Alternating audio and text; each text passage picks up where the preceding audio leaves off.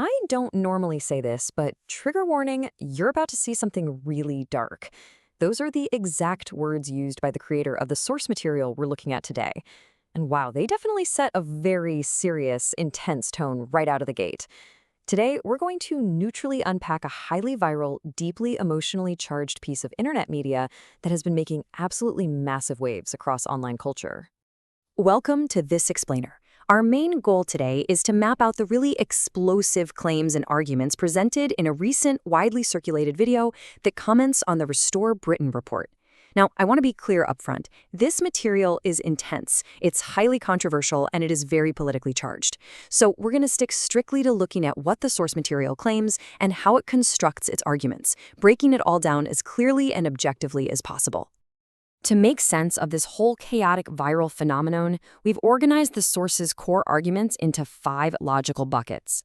We've got the viral citizen report itself, the claims of unprecedented scale, accusations against the establishment, condemnation of the media, and finally, the demands for retribution. All right, let's jump right into part 1, the viral citizen report.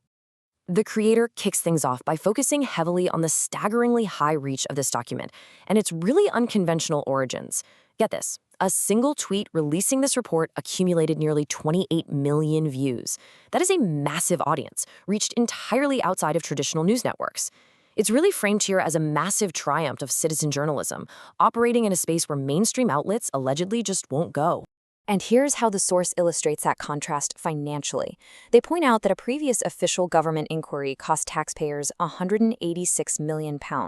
But this 200-page Restore Britain report, it was entirely grassroots funded. It raised £600,000 directly from 20,000 regular citizens. So it's being pitched as everyday people literally stepping up to do the job that the government allegedly failed to do. Okay, moving on to part 2, claims of unprecedented scale. To really understand the gravity of these claims, we have to look at the numbers they're throwing out. The source cites an incredibly massive floor estimate of over 250,000 alleged victims spanning several decades. And to really emphasize the severity of that number, the creator actually compares this figure to the civilian casualties of major historical events, including the nuclear strikes on Nagasaki and Hiroshima. They're arguing that the sheer scale of these horrific allegations is literally something people can't even begin to comprehend. The report then pushes a highly controversial demographic claim. It asserts that somewhere between 87 and 95% of the men involved in these grooming gangs belong to a very specific demographic, namely Muslim or Pakistani men. The creator relies heavily on this statistic to build their central argument, making a point to note that this specific group makes up only a tiny fraction of the overall UK population. Furthermore, the argument is that this wasn't just a handful of isolated local scandals. The video emphasizes that these alleged crimes spanned 149 different districts. That covers 40% of the entire country. So it's really framed as a highly organized nationwide crisis. Which brings us to part 3, accusing the British establishment. You see, the report doesn't just focus on the alleged perpetrators. It points a finger directly at the top, alleging systemic complicity across major British institutions. The video claims that NHS hospitals treated children as young as 13 for STIs, only to return them right back to their abusers. It argues that social services actually labeled young victims as racist for speaking up, and that group homes were used as hubs for abuse.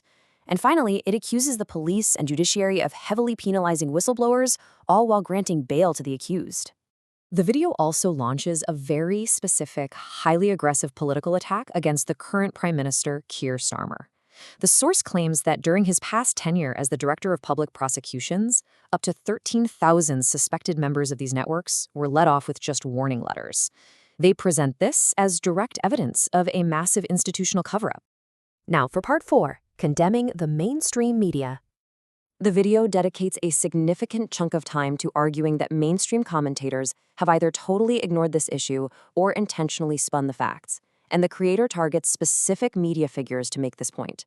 For instance, Owen Jones is accused of dismissing the claims as just far-right racism. Cenk Uygur is accused of flat-out denying that these gangs even exist in cities like Birmingham. And Mehdi Hassan is accused of deflecting from the demographic data entirely by pointing to historical white offenders. To really drive home this alleged media spin, the video uses a direct comparison.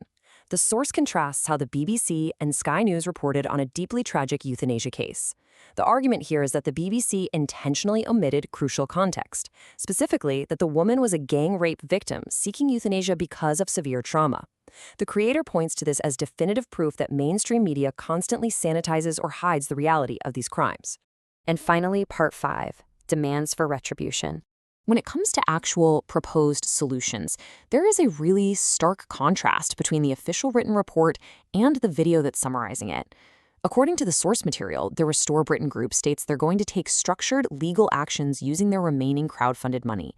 Their stated steps are to pursue private prosecutions, to carefully use parliamentary privilege to name perpetrators without jeopardizing legal cases, and ultimately their goal is to put both the offenders and their institutional enablers in prison. But, and this is a big but, the video's creator departs significantly from that legal framework, making their own highly aggressive demands. The creator uses really extreme language here. They call for punishments that would, quote, make the Nuremberg trials look like a picnic. They demand the death penalty.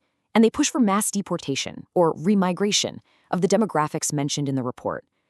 This highlights a huge divergence between the formal report's legal pathway and the highly charged viral commentary surrounding it. So what does this all mean for us? This viral phenomenon presents an absolute clash of narratives. It leaves us with a really critical question about our modern information landscape. When viral, citizen-funded reports bypass traditional gates to allege massive systemic failures, who ultimately wins the battle for public trust? Is it the raw, unfiltered reach of the internet or the established mainstream media? Thank you so much for joining me for this explainer, and remember to always keep asking the big questions.